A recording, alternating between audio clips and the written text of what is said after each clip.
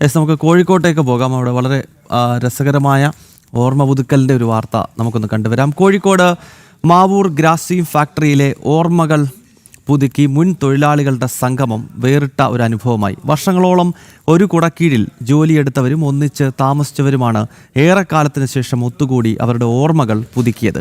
Grasim factory അടച്ചുപൂട്ടി 1/4 നൂറ്റാണ്ട് പൂർത്തിയാകുന്ന വേളയിലാണ് ഒത്തുചേരൽ. ശാരീരിക അസ്വസ്ഥതകൾ പലതുണ്ടെങ്കിലും അതെല്ലാം മറന്നാണ് സംസ്ഥാനത്തിന്റെ വിവിധയിടങ്ങളിൽ നിന്നായി അവരെല്ലാം മാവൂർ ചാലിയാർ ജലക്കിലെ വേദിയിലേക്ക് എത്തിയത്. ഏറെക്കാലം ഒന്നായി നിന്ന് ഒരേ മനസ്സോടെ തൊഴിലെടുത്തവർ പിന്നീട് പല വഴിയായി പിരിഞ്ഞുപോയെങ്കിലും വീണ്ടും ഒരിക്കൽ കൂടി കാണാനായി ഒത്തുകൂടി. 700ഓളം പേരാണ് സംഗമത്തിൽ എത്തിച്ചേർന്നത്. 1979 തൊട്ട് ഞാനിവിടെ ബോളിയർ വർക്ക് ചെയ്യായിരുന്നു. പവർ ഹൗസിലാണ് മെയിനായിട്ട് വർക്ക് ചെയ്തത്. ഈ ബോളിയർ ഇരുന്ന എല്ലാവരുടെയും കൂട്ടായ്മ എല്ലാവരും വിട്ടുപോകേണ്ടി ഉണ്ടായിരുന്നു.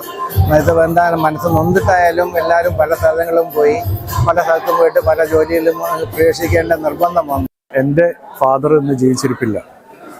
ഫാദറെ കൂടെ വർക്ക് ചെയ്ത് ഒരുപാട് ആളുകളെ പരിചയപ്പെടാനും അവരൊക്കെ നേരിൽ കാണാനും സാധിച്ചതിൽ വളരെയധികം സന്തോഷമുണ്ട്. പരസ്പരം പരിചയം പുതുക്കിയും കെട്ടിപ്പിടിച്ചും ചേർത്തു നിർത്തിയും ആഹ്ലാദം പങ്കുവച്ചു. നന്നേ ചെറുപ്പത്തിൽ വഴിപിരിഞ്ഞു പോയ പലർക്കും 25 വർഷത്തിന്റെ ഇടവേളയ്ക്ക് ശേഷമുള്ള ഒത്തുചേരൽ വേറിട്ട അനുഭവമായി. ജനം, കോഴിക്കോട്.